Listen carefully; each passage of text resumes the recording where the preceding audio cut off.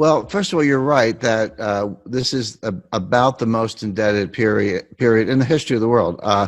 I've warned about that for a long time, and I have ways of measuring it, ways of thinking about it, and I've included that in my books, and we'll talk about that. But I never thought I would see so much debt so quickly as we have seen in the last few months. Now, the way I think about that, corporate debt, some of it's fine, some of it defaults. We've had a wave of bankruptcies in the United States. I'm sure that's true elsewhere around the world. So, corporate debt is a risky instrument. It can pay a high yield or it can go to zero. That happens all the time. So what we're really talking about is government debt, because no one expects governments to go bankrupt, although we all know that occasionally they do default.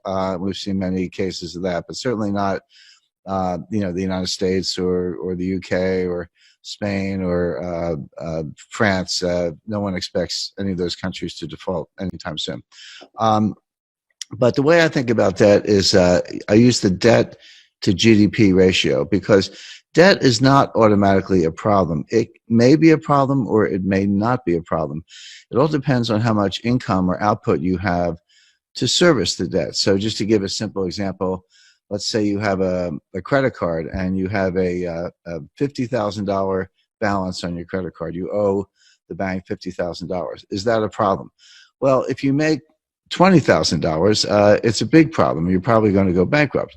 But if you make $200,000, you could probably, write a check and pay it off. So the answer as to whether the debt is a problem or not can only be thought about in relation to your income. And so I use the debt to GDP ratio. I say, how much debt does a country have? How much debt is outstanding? And how big is their GDP?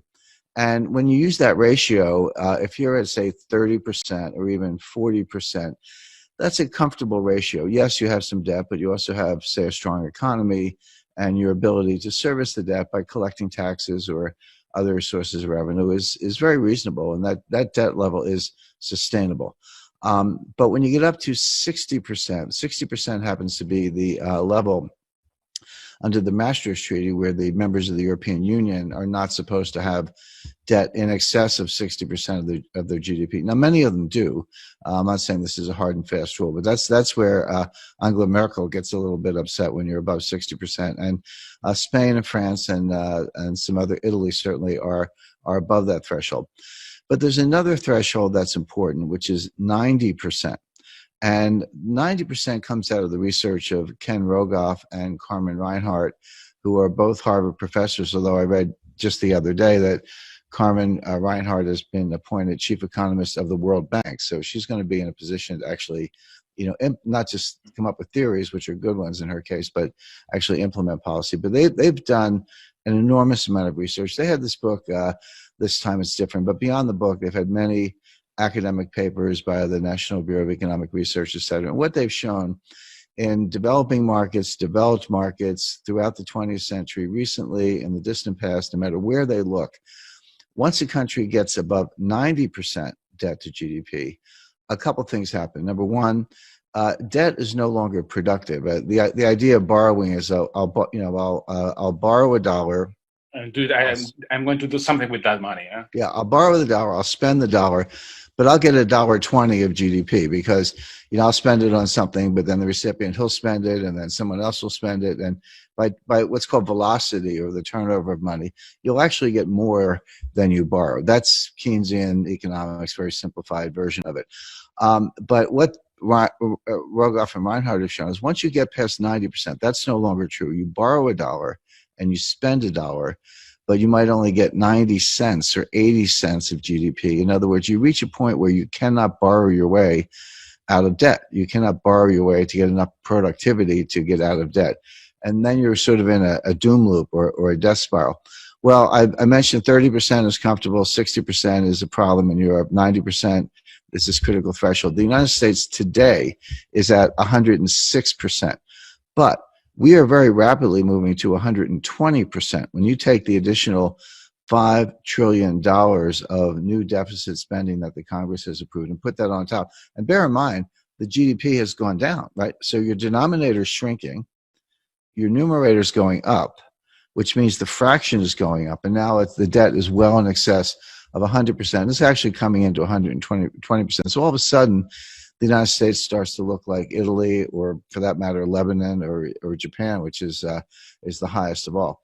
Now, the modern monetary theorists, MMT, modern monetary theory, whom I completely disagree with. I know a lot of them. I know Stephanie Kelton. She's a big brain. She's one of the thought leaders. She has a new book coming out.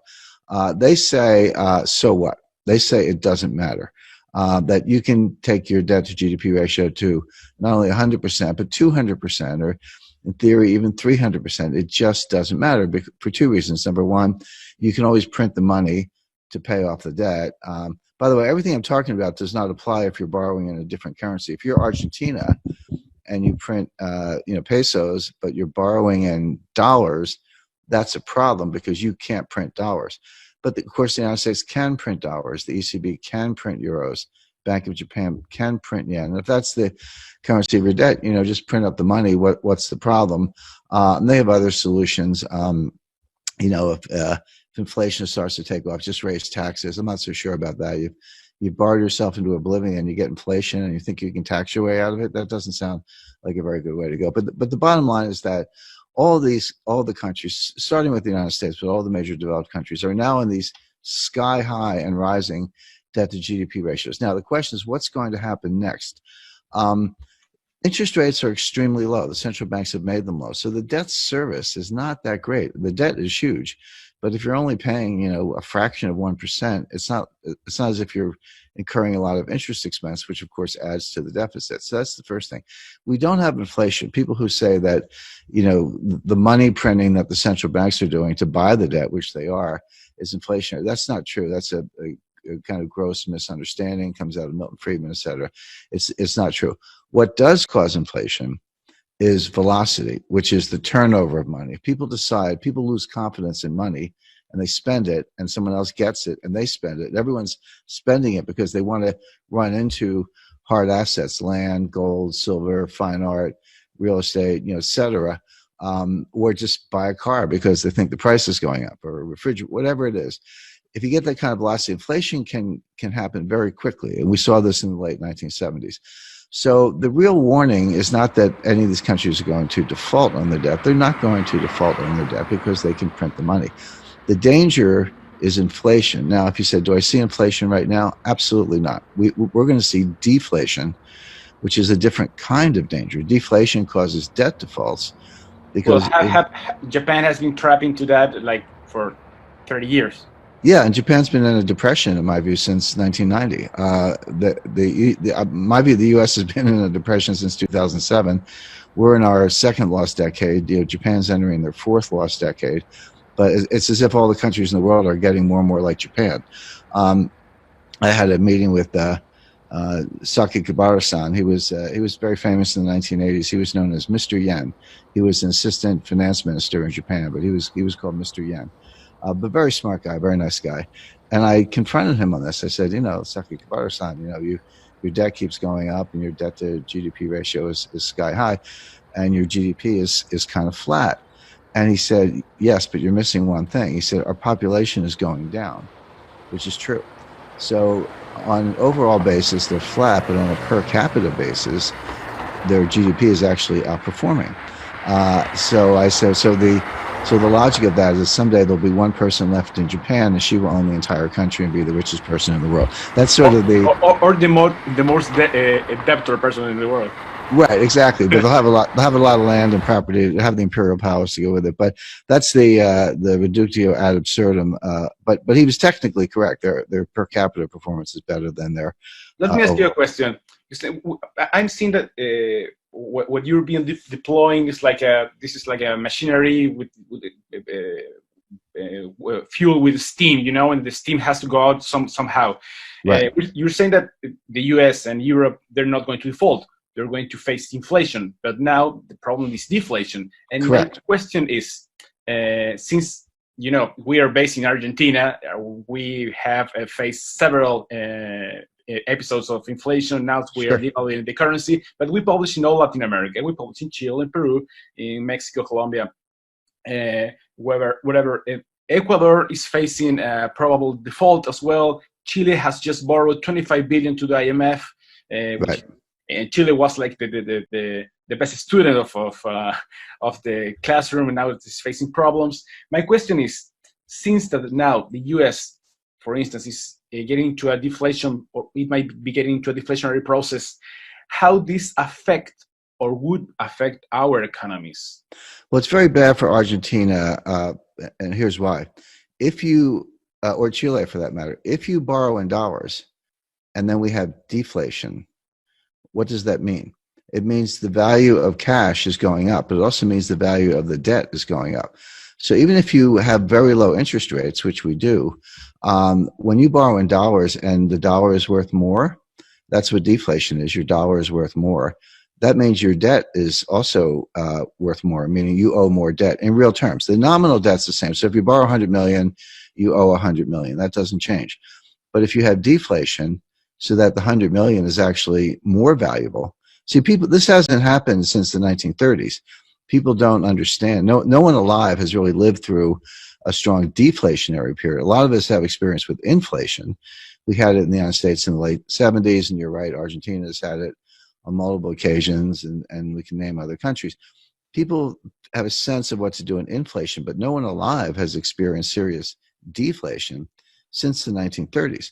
And if you did, you're 95 years old today. So people don't really understand it. But one of the things it does, it makes the real value of debt go up. So in real terms, you owe more money. So if you were in trouble to begin with and you borrowed money to get out of trouble, but the value of the debt goes up, now you owe more money. Now where do you stand? It may not show up in interest payments, but every dollar becomes more and more difficult to get. The dollar's worth more. So what it means is that you see a strong dollar. Now, your local currency could be weaker against the dollar. That's true. That could help exports. It could help tourism. So, there's no tourism right now. There's not going to be more tourism. Well, you make a good point. There is no tourism today. I'm on a mountain, and you're in a home or studio or someplace. So right, there's no tourism going on today. But assuming it comes back next year, if you have a really strong dollar, in theory, an American could, or European for that matter, could look at Argentina. I've been to Argentina many times. It's one of the most beautiful countries in the world, and nice people, great restaurants. So, but it could look kind of like a bargain to somebody with a very strong currency. Sure. But that's not really Argentina's problem. Argentina needs more high-tech industry, more high-value-added industry. It needs to break out of what's called the middle income trap, where you get to a certain point, but you can't get past that point because you can't just do it with assembly-style manufacturing jobs. You need high-value-added jobs. You need technology is what you need. And all the developed economies are facing the same issue. That applies to all of Latin America, Chile, Mexico, Colombia. Correct, but it applies to most of Asia as well. This is China's problem. China's not going to continue the kind of growth we've seen over the last 20 years because they've used up that. When I studied development economics in the 1970s in graduate school, and we used to think that the hard part of development economics was getting from low income to middle income. And then we say if you get to middle income, it's a straight path to high income. Turns out that's not true. Getting from low income to middle income is actually pretty straightforward. You have to get rid of corruption, and you need to ease up on regulation. But you can, if you have foreign direct investment and people come from the country to the cities, and you do, kind of simple manufacturing, et cetera, you can get a really good export machine going and earn hard currency reserves. So that part's easy. The hard part is getting from middle income to high income, because it turns out you can't just do more of the same. You actually need more high value added. You need technology today, and that's what I would advise every country to be working on, including Argentina, where the Argentina has a very highly educated workforce. I mean, Argentina would be a good case to why don't we make iPhones in Argentina instead of China, and we're going to bust up. The United States is going to bust up the supply chain to China. We're going to shut over time. Won't happen overnight, but we're going to pull those factories out or shut them down and move them elsewhere. So the question is, if I were advising any developing economy, I would say, how can I become a supplier to the United States? If they're going to get rid of China, which we are for a lot of reasons, I'd want to be in the list. And we're actually looking at Jordan as a country that could make cell phones. India is a big case because they have cheap labor. Argentina, I think, is a better candidate because they have a more highly educated workforce. With all this scenario, I'm going to try to link all that you have said with something that you always recommend, which is gold. Yes. Last time we talked was like roughly exactly a year ago. I think gold was like at 1,400 the ounce, and then it started to go up, and then like it stopped in August until all this pandemic outbreak came out. Now we are heading to 2011 levels, around the 1,800 the ounce. I'd like to know if I know that you support having gold. My question is, how much gold investors here in Latin America should have in their accounts? Because we tend to save in dollars, and you're saying that's not much of an advice right now. Right. Well, that's an important question, and I'll answer it. But I always make the point, anyone can give an answer or set a target price, and I do that. But I think it's very important to understand why. I like to look behind the price and say, why is this happening? Or why do I think the price of gold is going up? So first of all, to talk about the allocation, I recommend 10% of your investable assets. Now let's define investable assets. Do not count your home equity and do not count your business equity. If you're a sole proprietor, you run a business or whatever it may be, you don't want to speculate with your house or your livelihood. So put those to one side. Everything else you have, your stocks, your bonds, your cash, commodity, whatever it may be, those are your investable assets. Put 10% of that in gold. And people say to me all the time, well, Jim, you think gold prices are going up a lot, which I do. That's true. So why wouldn't you put in 100% or 50%? Well, the answer is, first of all, I could be wrong. I don't think I'm wrong. I wouldn't be saying it, but you don't want to gamble on that. Number two, there are other assets that will perform just as well, and it's important to know what those other assets may be. And I don't care what it is. You never want to put all of your portfolio in one asset class. So whether it's gold or cash or private equity or natural resource, whatever it is, don't put more than a certain amount. So I recommend 10%. If I'm right, and obviously I think I am, you'll do extremely well on that 10%. If I'm wrong, you won't get hurt that badly because it's only 10%. So, but with that, by way of background, I expect gold to go much higher, including, we just talked about getting up to $2,000 an ounce, which is not that far away, which was the all-time high from August 2011. So $2,000 an ounce, we would have a new all-time high, although that's a nominal high. When you adjust for inflation, we still wouldn't be at the January 1980 level, but we're getting there. So so that'll do very well. But when we're talking about $10,000 an ounce, what's going to drive it there? And the way I explain it to people, if I gave you an ounce of gold and you put it in a drawer in your desk and you went away for a year and you came back and opened the drawer, it would be an ounce of gold. It doesn't multiply. It doesn't turn into 2 ounces of gold. It doesn't pay dividends. It doesn't pay interest. It's just an ounce of gold. But the dollar price could have doubled. It could have gone from $1,700 an ounce to $3,400 an ounce. That wouldn't come as a big surprise. So you would say, well, I made $1,700 an ounce on my gold. I doubled my money. And in dollar terms, you did. But here's what really happened. The gold is still the gold. I think about gold by weight. It was an ounce of gold a year ago. It's an ounce of gold today. If it cost twice as many dollars, what really happened? Did the gold go up or did the dollar go down? Yeah. And I would say what happened was the dollar went down. Now, the dollar has to depreciate to get inflation. I said that you should expect deflation, and for now you should. But coming back to the first question of the debt, how are we going to get out of all this debt? How are we going to do it? Well, we don't have the productivity. We'll get through this, I would say, depression that we're in right now, and some growth will return, but it's going to be returning from very low levels.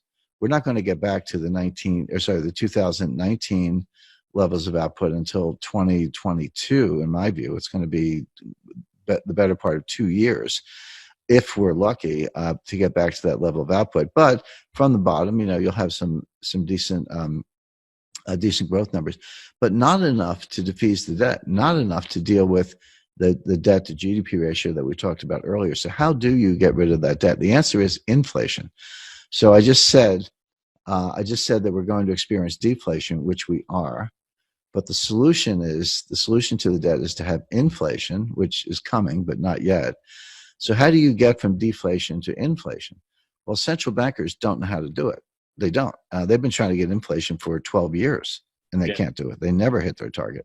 So how do you? And I already said that borrowing more money doesn't work, because once you get past that 90% debt to GDP ratio, borrowing more money does not produce more growth. It doesn't. It produces some growth, but not as much as you borrowed. So your debt to GDP ratio keeps getting worse. So if you can't borrow your way out of it, and if central banks don't know how to create inflation, and if you have bad psychology, low velocity, and everyone's hoarding cash, which we just talked about, why wouldn't you just pile up a bunch of cash if cash is getting more valuable? The answer is probably should. How do you get out of it? Well, there's one and only one way to cause inflation, which is to raise the dollar price of gold, or put differently, devalue the dollar against gold. This was done twice in the 20th century, and it worked both times. The first time was 1933, when President Roosevelt devalued the dollar. When he came into office, gold was $20 an ounce, and he devalued the dollar and made it $35 an ounce.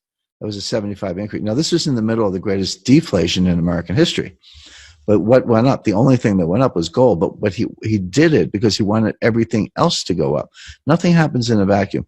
If you take the dollar price of gold up 50% or up 75%, the price of everything else comes up also.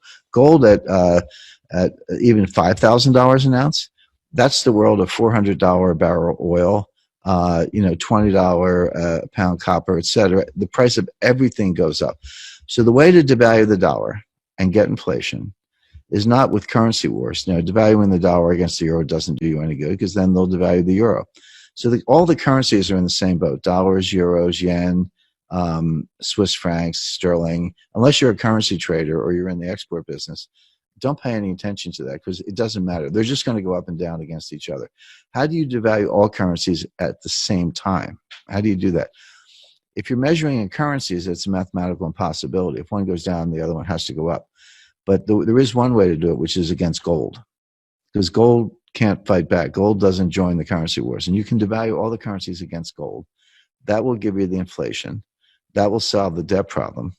But if you're an investor, you better be careful, because who gets hurt in inflation? I just talked about flipping from deflation to inflation. Okay. Who gets hurt in inflation? Fixed income, a saver, if you're relying on insurance policy, annuities, public pensions, cash in the bank, pretty much everyone. Pretty much everyone, except maybe other commodities.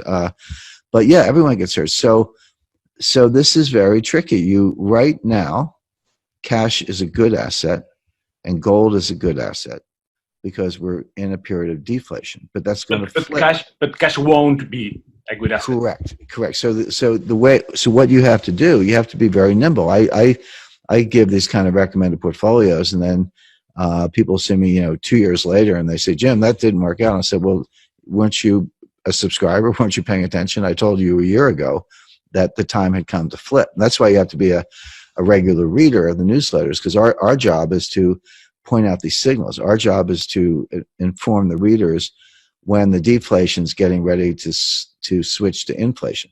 But the easiest way to tell is the dollar price of gold. So when you see the dollar price of gold going up, yeah, it's fine if you own gold. I'm all for it. But don't think of gold as going up. Think of the dollar as going down. And that's early warning of inflation. So I'm going to go back a little bit with the previous question, trying to link it to this one, because, okay, 10% on gold. What would happen with the rest, the remaining 90% of our portfolio? And this is my question. You've mentioned that when we're talking about Latin America and developing countries, that we talking about the developing countries, should develop our industries to try to supply the U.S. since China is on one hand it's becoming expensive, and on the other hand has getting into this geopolitical problem with the U.S. So right. we need to supply the U.S. And this related to stock market. I mean, during the last decade, the emerging countries stock markets have underperformed the U.S. So, would you now be the time to bet on the developing countries, stock market developing countries against the U.S. stock market? Yeah, it all depends on the country. I don't think you can speak generically or maybe generally about developing economies. You have to take them one by one. What's the governance structure? What's the political structure? Who's in charge of policy? Are the policies good? Do you have an educated workforce? Do you have natural resources? There's just a whole long list of things. I would not bet on Turkey, for example. Turkey is got a huge external debt, dollar-denominated debt. Its hard currency income is drying up because tourism is down. A lot of things they rely on are down, and they're in a geopolitical fight with Russia and the United States and Syria, and their president is Erdogan is more less democratic all the time. So Turkey looks like a place I would avoid. I would keep out of China for a lot of reasons. Some of them are financial and some of them are maybe more moral and ethical. But I would look at a place like India. I think India will be the big winner of when America pulls its supply chain out of China, which we are. It could go a lot of places. Some of those jobs will come back to the United States. Believe it or not, U.S. labor is actually competitive with Chinese labor at this point in some respects. Some of them will come back to the United States, but in many cases, the CEOs of the companies will be looking at developing economies and saying, who's got the right mix of, tax policy, good central bank, good governance, good leadership, et cetera. And they will put some of those factories or research centers or more high value added things in those countries. I would say, Argentina is should absolutely be a candidate. It has natural resources. It has ports. It is an attractive destination. Nice people, great food, well-educated workforce. I mean, Argentina has a lot going for it, but it's had government problems for decades, and some of them are getting better. But so I'd keep an eye on Argentina and Chile. India will be a big winner, but even countries that don't appear to have a lot going for them from the outside might have very good policies that would make them attractive for certain jobs, and I would put Jordan on that list. So I think the answer is you have to go country by country and ask yourself, do you have something going for you in terms of resources, an educated workforce, good governance, good rule of law? And if the answer is yes, then look at that country for particular opportunities. But there are going to be a lot of them because we're going to rip all this out of China, and it's going to go somewhere. And there's no reason Argentina couldn't be a beneficiary of that. What do you think about Mexico? I put Mexico on my list of failed states. I don't think Mexico. I wouldn't put a nickel into Mexico. I think of Mexico is not too far removed from Venezuela or maybe Lebanon today. These are Syria as another example. These are real failed states. You can call them states, but they're not really states. They're in a civil war, and maybe they belong to the IMF and the United Nations and the World Bank, and they've got a governance structure and they look like states, but they're not really. And by the way, I've been to Mexico many times. Mexican people are wonderful. I love the country. I love the climate. As I said, I've been there, the Pacific coast, the Caribbean coast, the Yucatan.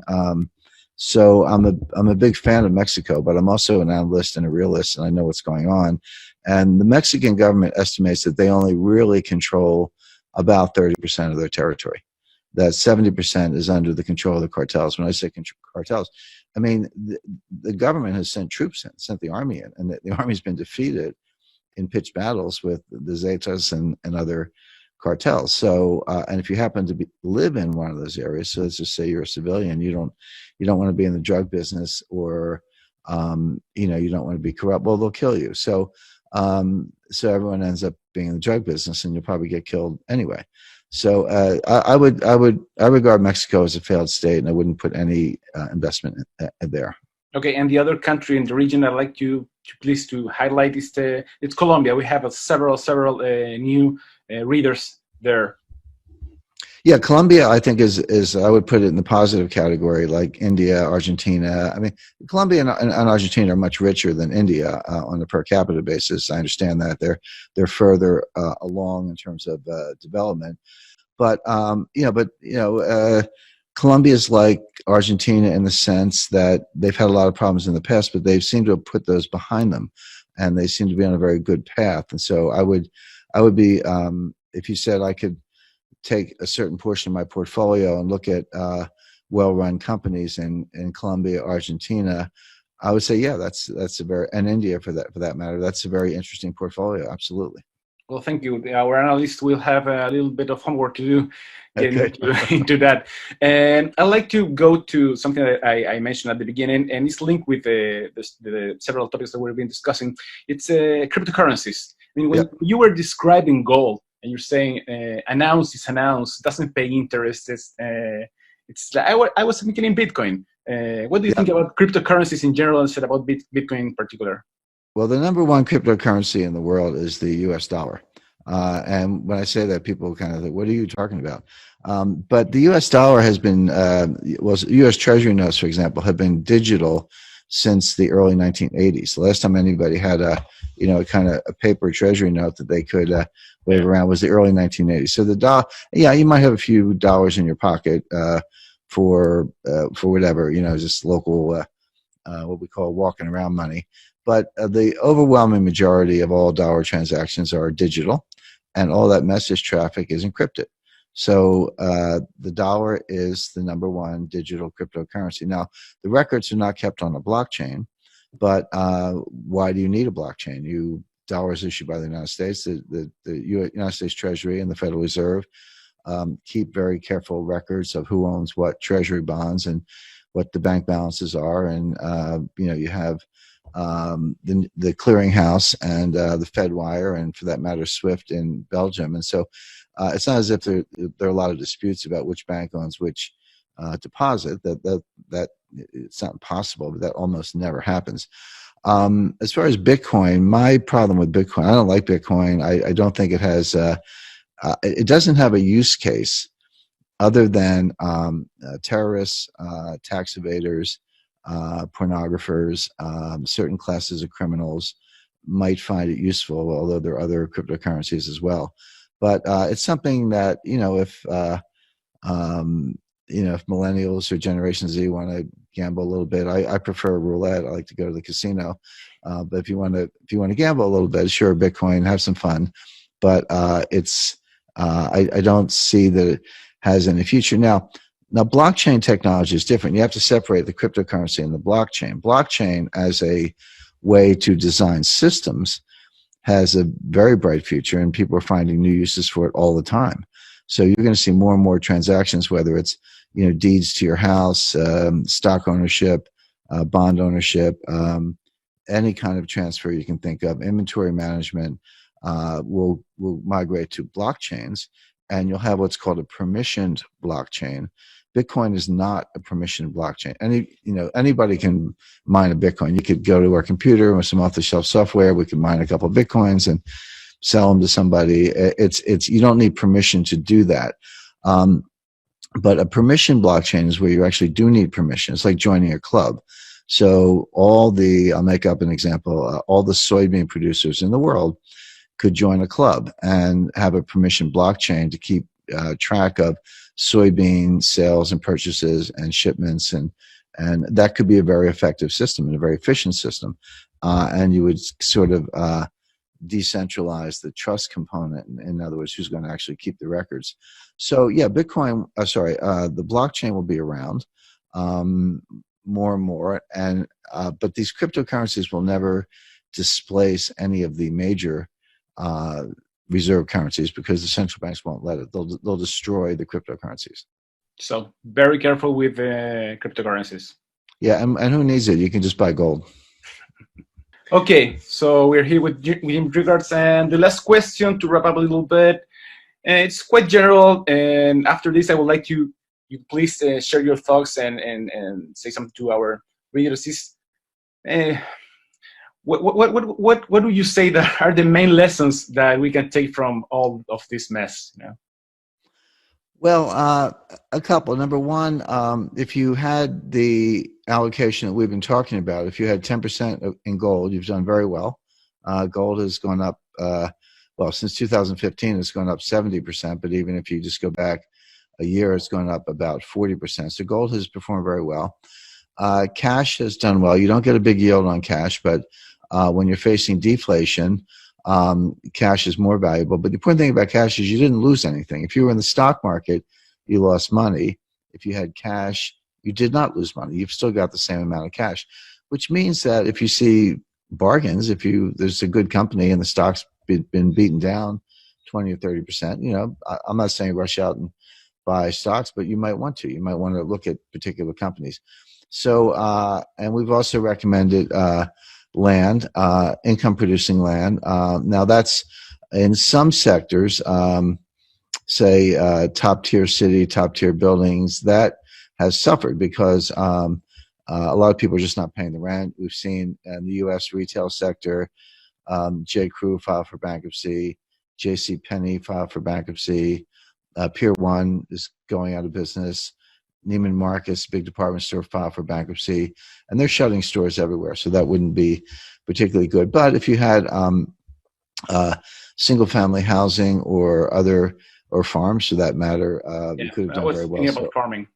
Right. So our model portfolio of gold, cash, some income-producing property, natural resources has done very well. Now, I've also said maybe that could use up 60 or 70% of the portfolio, and for the other 30%, if you want to go into stocks, that's fine. I also recommend private equity.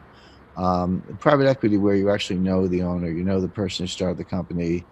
You can pick up the phone and call them and say how's business, and maybe some people are having a rough time, but if it's a well-run company, it'll get through it. So, but what scares me, people say, well, Jim, doesn't it scare you when you have a lot of money in gold? And I say, no, I take a lot of comfort from it. What scares me is when I see people with 70 or 80% of their assets in stocks, because they'll have, say, 100 stocks. They'll say, well, I'm highly diversified. I have 100 stocks. And I say, no, you're not. You may have 100 stocks, but you have one asset class called stocks. And they're highly correlated. They go up and down together, risk on, risk off. And so you can lose a lot of money all at once if you're overinvested in stocks.